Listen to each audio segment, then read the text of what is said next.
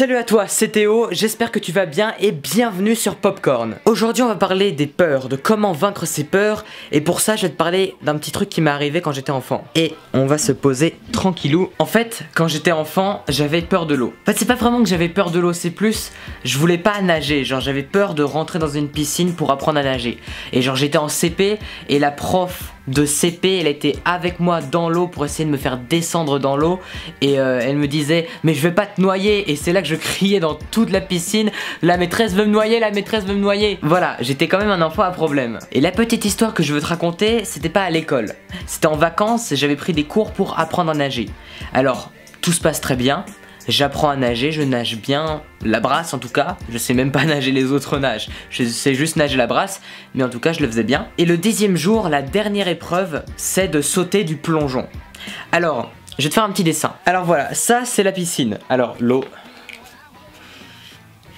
Ça c'est une piscine. Alors la dernière épreuve de mon petit stage de piscine, c'était de sauter de ce plongeon.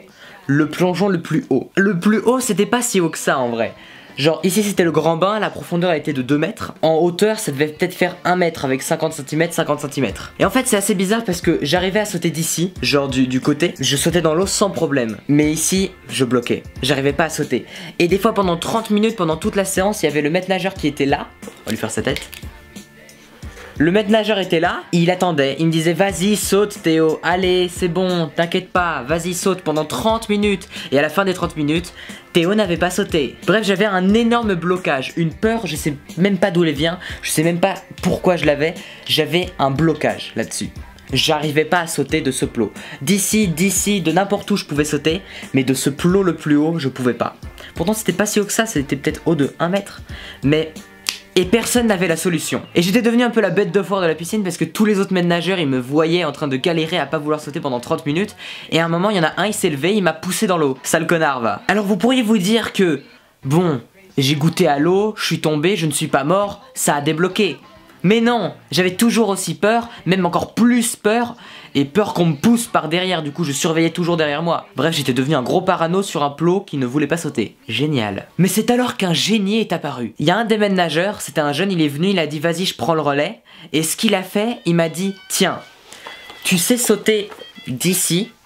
Alors ce qu'on va faire, on va mettre une planche ici, de 2 cm d'épaisseur. Les planches pour apprendre à nager. Du coup, il a posé une planche, il m'a dit est-ce que tu peux sauter de 2 cm au-dessus? Je me suis dit vas-y tranquille, je saute, je saute. Je suis sauté, ça ne veut rien dire. J'ai sauté dans l'eau et voilà, tranquille. Du coup il m'a dit bah voilà, ça s'est bien passé. Maintenant est-ce que tu penses que en mettant une deuxième planche, 2 cm en plus tu peux le faire? Et je me suis dit banco, allez, allons-y, mets une autre nouvelle planche. Et il a continué avec une deuxième planche. Du coup, ça faisait 4 cm au-dessus. J'ai sauté, pas de soucis. J'étais frais, j'étais tranquille et tout. Il a continué à rajouter des planches comme ça en me demandant t'es toujours prêt à sauter? Est-ce que tu peux sauter 2 cm en plus? T'en es capable? Et je me suis dit tranquille, tranquille, t'inquiète mec. Et peu à peu on est arrivé à une pile de planches qui était quasiment à la hauteur du plot. Et quand il manquait plus qu'une seule planche pour faire la hauteur du plot, il m'a dit bah tu vois, t'as sauté jusque là sans problème. Maintenant le plot il est juste à 2 cm au-dessus, la taille d'une planche. Est-ce que tu te sens capable de sauter juste 2 cm au-dessus de ce que t'as déjà fait? Et je lui ai dit ouais je peux le faire. Je suis monté sur le plot, j'ai sauté et voilà, en fait voilà. Et c'est comme ça que j'ai réglé la peur de sauter dans l'eau, d'un plot haut de 1 mètre. Et tu vas dire pourquoi je te raconte cette petite histoire. En fait, avec ça je vais te montrer que les peurs que t'as, c'est très psychologique. Quand je parle de peur, c'est pas seulement d'avoir peur de sauter dans l'eau, d'avoir peur d'escalader une falaise.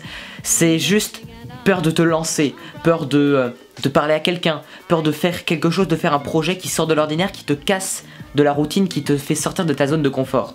Et en fait, c'est pas si difficile que ça. Genre, on a toujours l'impression de voir une montagne immense. Genre un truc immense. Et bon, moi c'était une petite montagne haut d'1 mètre. Bon, mais ça me faisait quand même grave flipper à l'époque. Petit à petit, tu vois que tu sais faire un petit peu de ça. Eh bien, tu peux le refaire un petit peu, et à force de t'entraîner, à force de t'améliorer, eh bien t'arrives à escalader cette montagne. Mais le truc c'est que même si c'est des petits pas que tu fais, même si c'est pas...